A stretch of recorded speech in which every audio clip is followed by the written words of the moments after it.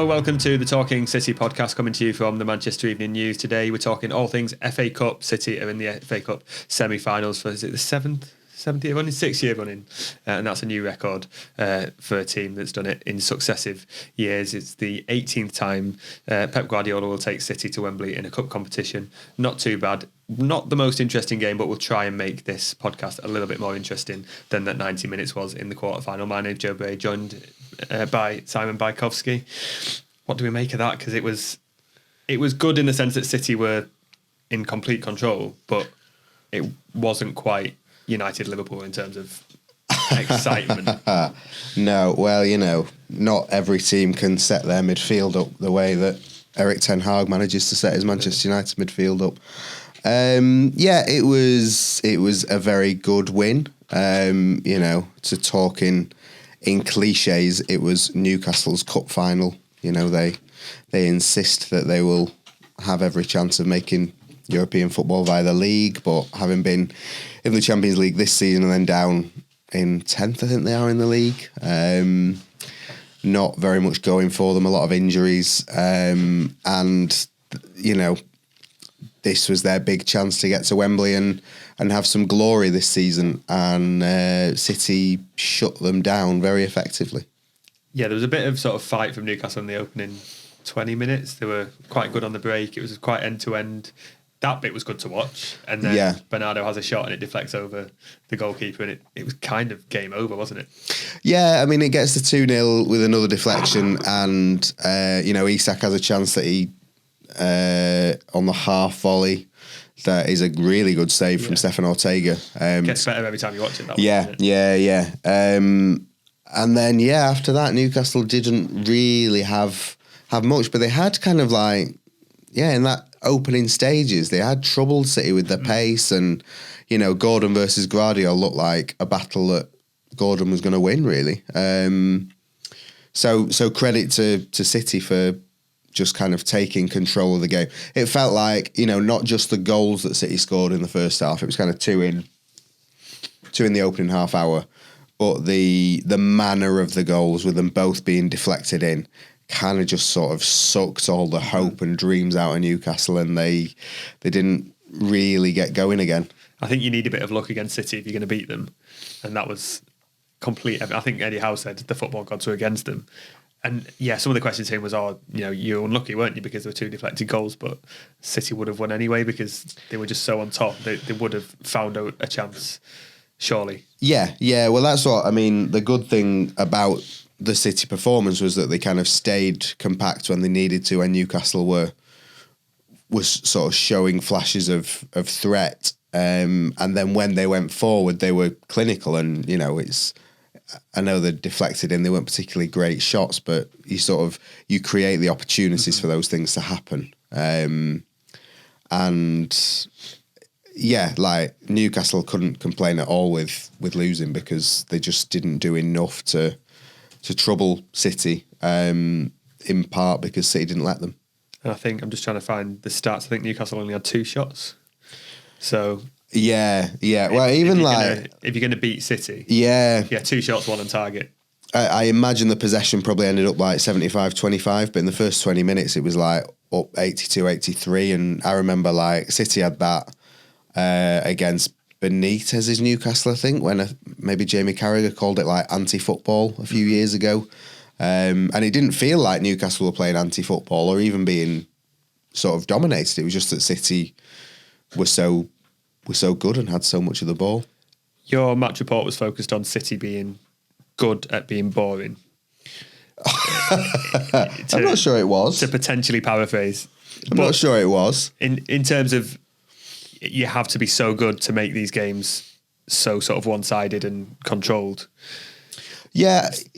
I think it was more... This is where it shows up that I haven't read it. well, quite. It was more this sense that we're still waiting for City to be great. Yeah. We've watched them all season, and we're still waiting for them to, for this team to show that they can win trophies. But, they're in a position where no team in, I think, 152 years of the FA Cup has ever made 6 semis in a row. Like, that is amazing.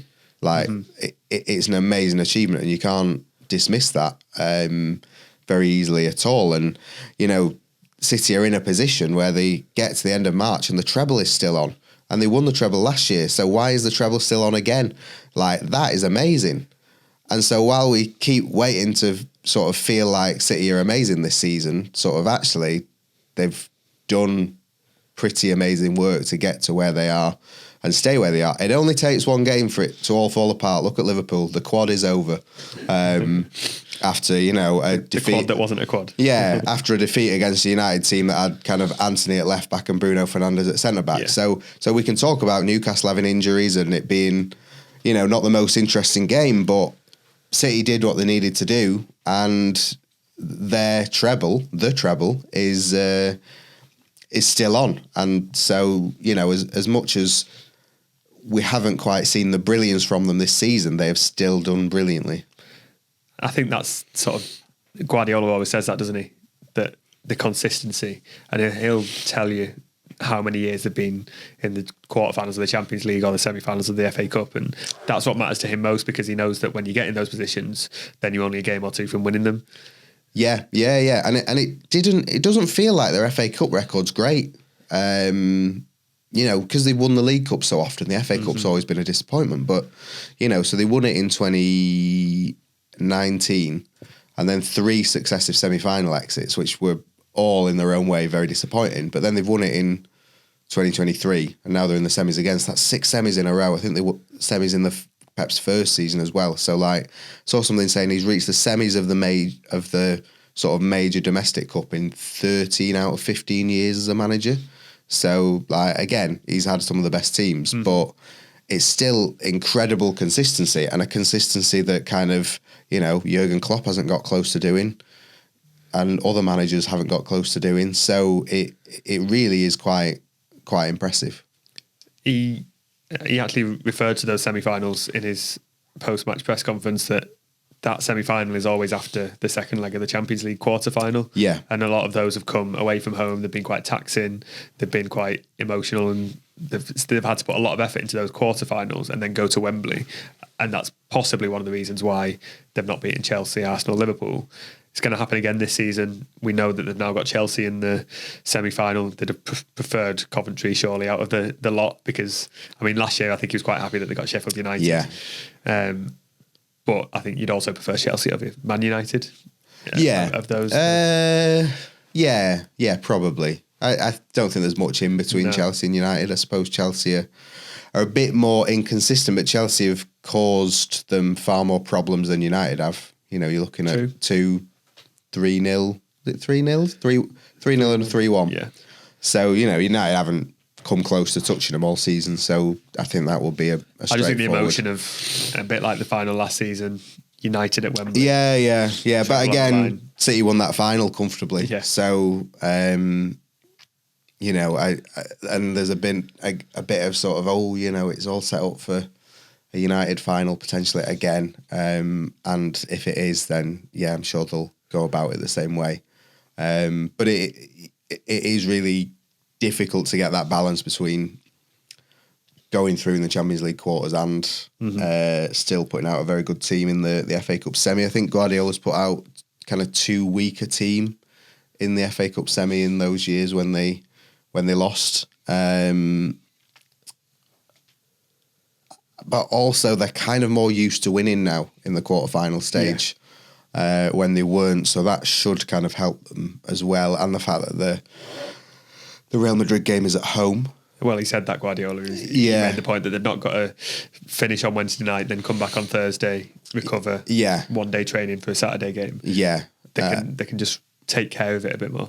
Yeah. So it is, but it's set up for a big April, and we said, didn't we? Because March looked big, and now you look at April and you think, Christ, that is tough. It did make me laugh that Guardiola was saying we're going to take it one game at a time, but we've got Arsenal, then we've got Villa, then we've got, and he was listing all of the fixtures up until Chelsea. Yeah, how difficult they're all going to be, and how they're only 3 days apart, and all this travel, and Yeah, It's only one game at a time, but he knows that schedule is difficult. Yeah, and he got asked pre-match about the treble and was like, "Yeah, I'm not thinking about it." But they're at that stage where it's 10 league games, 2 FA Cup, and 5 Champions League. 17 games is not that much, and it will quickly whittle down in April. So they've put themselves in the position where they can attack it. And yeah, we wait and see what comes, but it's exciting. And this is, like you said at the start of March, it was all they wanted to do was just be at the end of March or at the international break in contention, and they've done that. So Yeah. And again. And we're not talking very much about the Newcastle game, but the Newcastle game has put them in contention to do that, and there will be a lot of excitement when they go to Wembley for the semi against Chelsea, with the potential to set up another final and maybe defend their FA Cup. And we said before the game they had to treat the Newcastle game like the FA Cup was the only trophy they might win, and it might be, or they might not even win that, but they're there, and that is what they all talk about, just being there and backing themselves for that final stretch of the season. It felt like at full time there was some players who were obviously quite happy to win, and some were just like, just get down the tunnel. We've won it. We've done the job. Yeah, get away for international duty. Yeah. And a few of them were straight off on planes, so it doesn't really end for them. But I think it was very much job done on Saturday. Wait and see who you get in the draw. But otherwise, just kind of conserve as much energy as you can, because what is coming is going to take every last bit of energy and everything they've got. And Liverpool going out undoubtedly helps City. Yeah. Having to face Liverpool in a semi-final after Madrid, or in a final that could have sort of Klopp's farewell on the line. Just getting rid of that, I think. That's it, yeah. It takes away the stakes as much as anything. Yeah. And, this idea of could Guardiola and Klopp meet again? And we saw last week or whatever, Klopp is still very good at getting teams to punish City and to do damage to them. So, Liverpool would have been the biggest threat in the competition. And now you've got a team that are sixth in the league, but who were, proven time and time again that they're so far behind City. You've got a team that are ninth, or I don't know, with Chelsea, but like so inconsistent, despite the fact City haven't beaten them this season. And then you've got a very good team from the Championship kind of pushing for playoffs, but who any Premier League team would fancy themselves against, despite the fact that, Wolves did and then got turned over. So it is very much more presentable, the semi-final draw, for Liverpool not being in it. And also kind of, does take away that sort of thing in the background of, could Liverpool win 4 trophies this season? No, they definitely won't. And is it a quadruple or not? Well, yeah. Thankfully, we don't have to discuss that. We'll be back after a short break. We'll be discussing a couple of individual players against Newcastle, and then looking ahead to what we can look out for in the international break.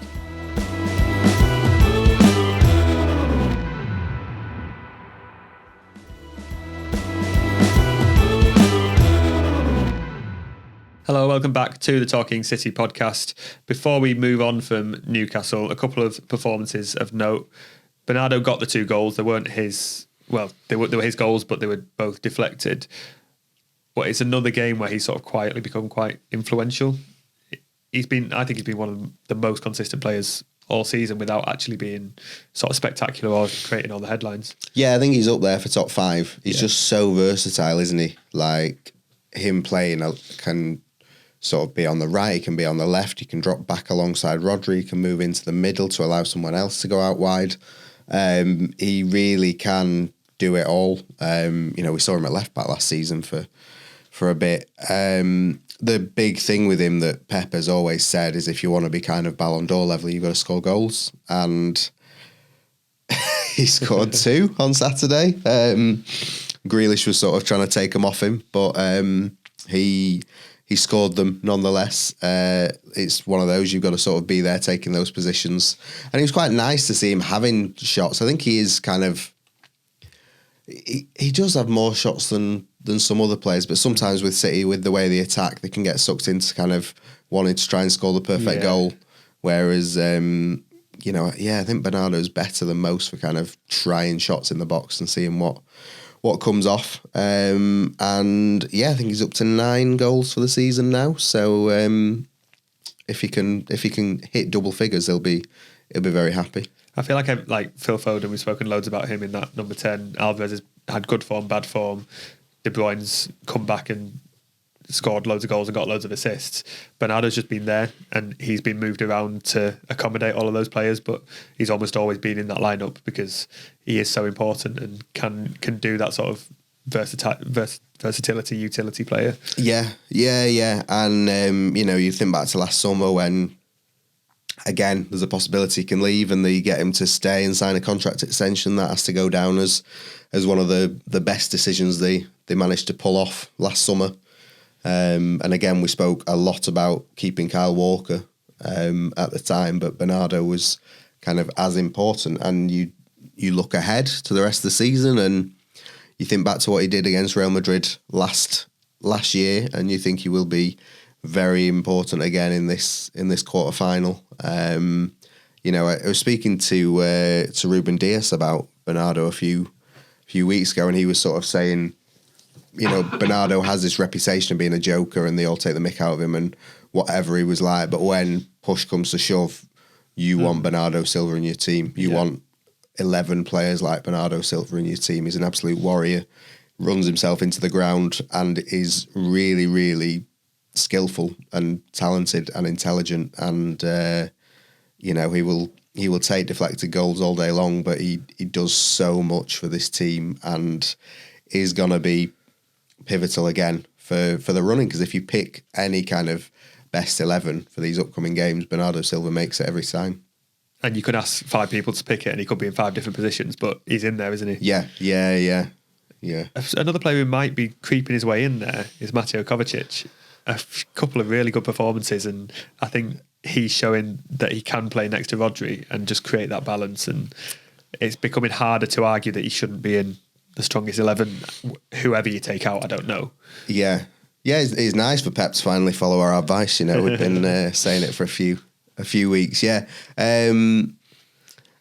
Yes, it is very good to see him doing very good things, and he brings something a little bit different to Rodri, but he's still kind of in that similar mould of being comfortable picking up the ball close to his goal and taking it up the pitch, whether that's running with it a bit more than Rodri does or kind of just shuttling it along. But he was really good. He was one of the best players on Saturday. And Arsenal away was one of his low points because, he was filling in for Rodri and he did those rash tackles and should have been sent off really.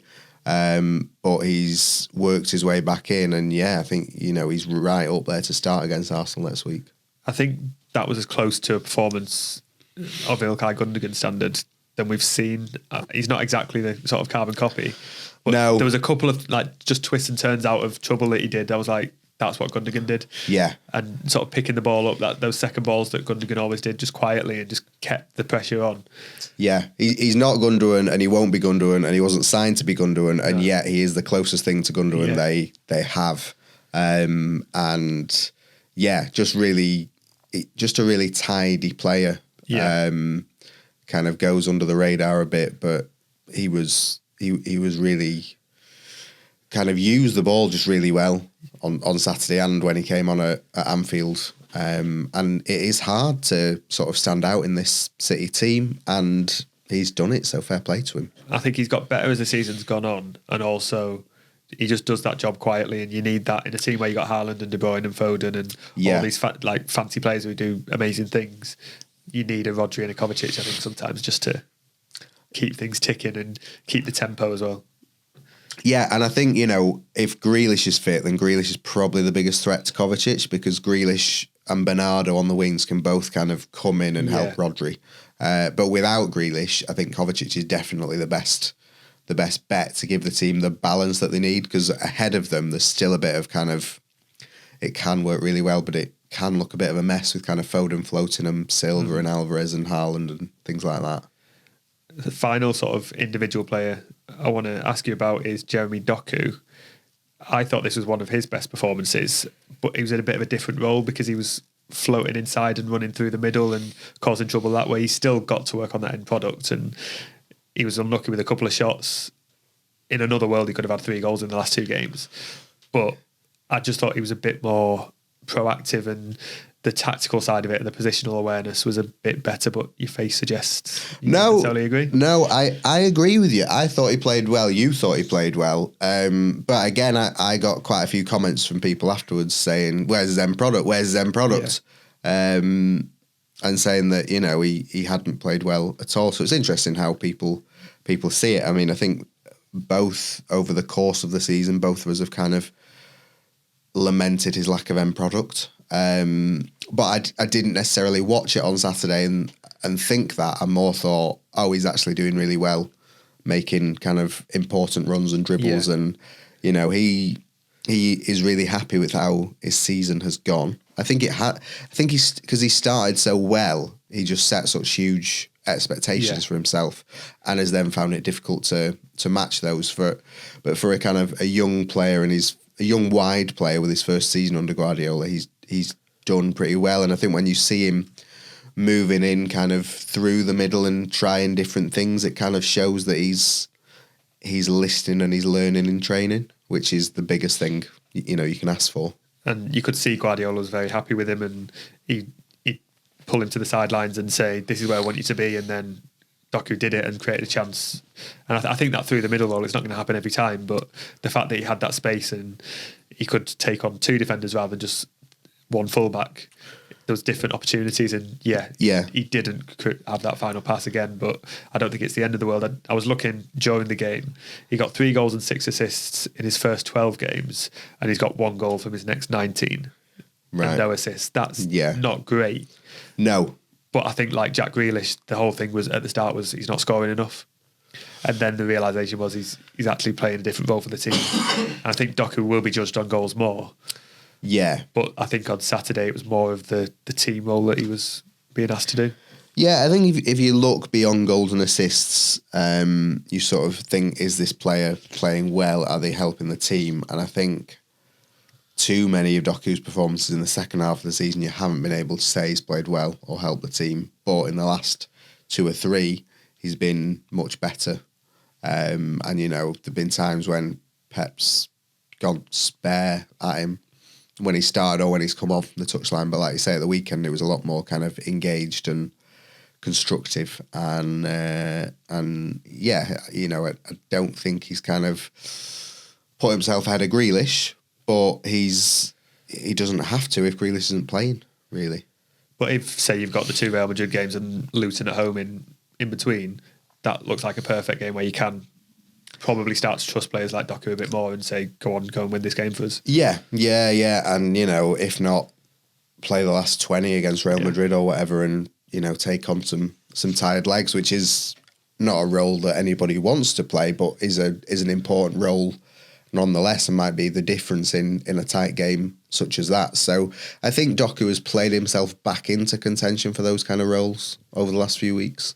Definitely. I think the Anfield one as well was a real big sort of 20 minutes or so where Guardiola wanted control, and it seemed very counterintuitive that he went to Doku, but it works. It works. Yeah. And to do it, if Guardiola sees him doing it at Anfield, he will know that he can do it anywhere.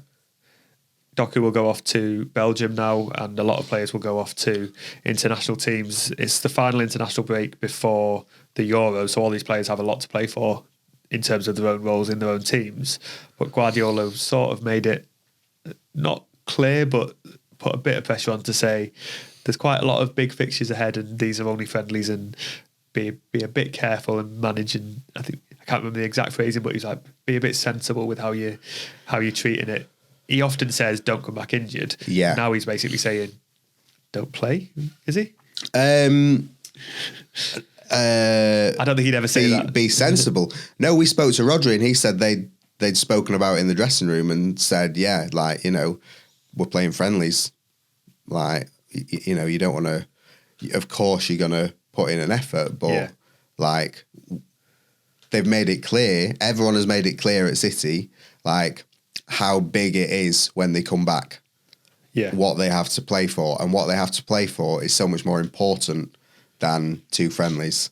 Because for a lot of these guys as well, like they're shoo-ins for the national team. Absolutely, yeah. So, Rodri's not going to Rodri's fate at the Euros is not going to depend on whether he plays busts a gut in these 2 friendlies or not.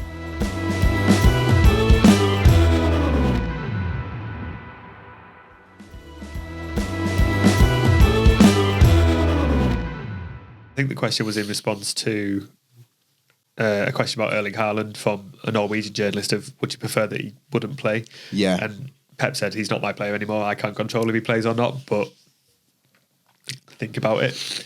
And it's one of them. And we were speaking to that journalist afterwards, weren't we? And he was saying, do you think he will play? It feels like there's a bit more of a choice now, and City have a bit more power when it comes to those decisions. And maybe not if these are competitive games for the internationals, but with friendlies, I think. Yeah. But I mean, it was interesting speaking to Rodri after the game, talking about his fitness, because he is a guy that turned around to the coaches at the end of last season and said, I cannot play this number of games again. Yeah. And really he has played that number of games again. Things like starting at Luton in the FA Cup, but like half a game, fine. But he's played a lot. The most of the time, the only games he's missed has been because he's been suspended. Mm-hmm. But he was like, yeah, it's true, but I have kind of learned to rest a bit more while playing, like in game situations when we're 3-0 up or whatever, just like dialing it down a bit and not going full tilt. So maybe if that is the attitude for these international games, and it's not so much like they're pulling out left, right and centre and saying, I can't play, but if they're just not kind of going for broke. Yeah, and as you say that, I'm thinking, have we seen many like huge wins? There's not been many 5 or 6s. Yeah. So much as sort of 2 3s, and it seems like the foot has been taken off the gas, and they probably could have put 4 or 5 past Newcastle if they'd really, really tried. Yeah, but that second half, we're both writing on our laptops. We're barely looking up because there's not a lot happening. Yeah. So that's probably a good case in point of. And it's that efficiency as well. The Guardiola teams always aim to be the most efficient that they can be, and I mean it's pretty mad. But if you can kind of, I guess, regenerate by not using as much energy as you would, whatever works. And the important thing is that Rodri feels pretty good. The other day was after the Copenhagen game, Pep was saying, all the players are saying, I'm exhausted, but they're finding time to rest, a lot of players, and they're also finding time for the likes of Rodri to kind of rest up in games. Maybe by not going for it for the whole 90 minutes. So, but we don't watch those games and think, oh, they really sort of phoned it in for the last half hour. So I think it's interesting they've said what they've said about the international fixtures. I don't think we'll see sort of like John Stone just walking through an England game or anything like that. But they know where their priorities are, and their priorities are sort of with the organisations that pay them. I think we saw Kevin De Bruyne's pulled out. He's clearly got some sort of injury, but it sounds like there was a discussion that he might have been able to go to Belgium, but he's not been risked. He's another one. He's going to walk into that Belgium squad, even though he's not played for a year for the national team. Yeah. I mean, Grealish is the most interesting one. We spoke about it on Friday. What as it was, he was in the squad. Didn't think he would play. He didn't, but still, if he's got a training plan over these 2 weeks, he is somewhat. I would be massively surprised if he didn't make the England squad. But people are talking about him not maybe making the England squad for the Euros, and if you really want to make the England squad for the Euros, the best thing to do is to kind of put your hand up and say you're available for these 2 games. He's not. Because he was in the squad, but he didn't come off the bench. He warmed up once. I asked Pep about that. I was like, was there a concern about that? And he just said, no, it seemed like the game was won, so why risk him? And that makes sense. Yeah. But also you got a player who is fit enough to play, but then he's not going to England. Yeah. So, Grealish will have to hope that his performances over the the last 2 months are enough to see him into the... Surely he's in the England squad. I mean, surely. I would say surely. You would say surely. You speak to other people and they're not so sure because there's so much competition in that area of the pitch.